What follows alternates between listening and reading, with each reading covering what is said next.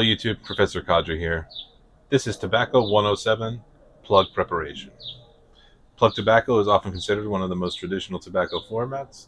It arrives as a solid block of compressed tobacco. Unlike flakes, you're responsible for creating the pieces that you smoke. You have any experience with a plug tobacco? Nope, just from what I saw in one of our other videos, but never used it myself. So, what is a plug then? It's a compressed, dense block of tobacco. It's one of the oldest formats of pipe tobacco. Smoker determines how it will be prepared. Good aging potential. You know, the leaves pressed down in there. It's very dense. Yeah, much more than the crumble cake, right? Oh yeah, completely different.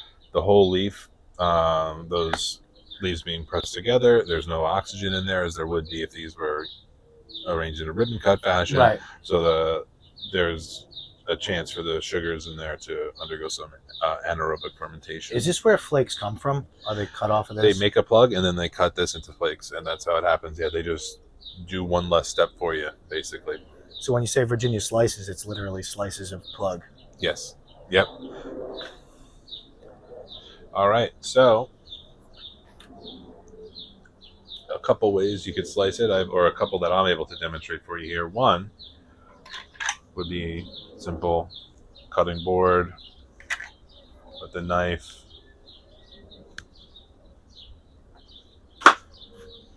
Careful as you can. Shave off some flakes or parts of flakes. I like to go on the thinner side when I'm doing this, so that I end up with almost more like a shag rather than a ribbon when I rub it out. Yeah, okay. So I like to try to shave them more finely, but of course you can cut off larger flakes. Probably almost makes it a little easier and safer to do it that way, where you're not trying to, you're kind of like almost peeling it, for lack of a better word, or whatever. Yeah. Shaving it, you know? So you could end up with, chunkier flake like that. Alternatively, you can get one of these antique tobacco plug cutters. Okay. Did not know anything you about may that. not have access to, but I will show since I do have. Very cool. Simply put the plug in the mechanism.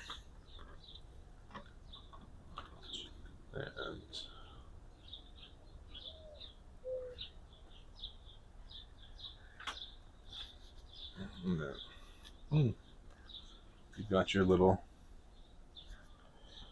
flake, a little bit broken up, but that's no problem.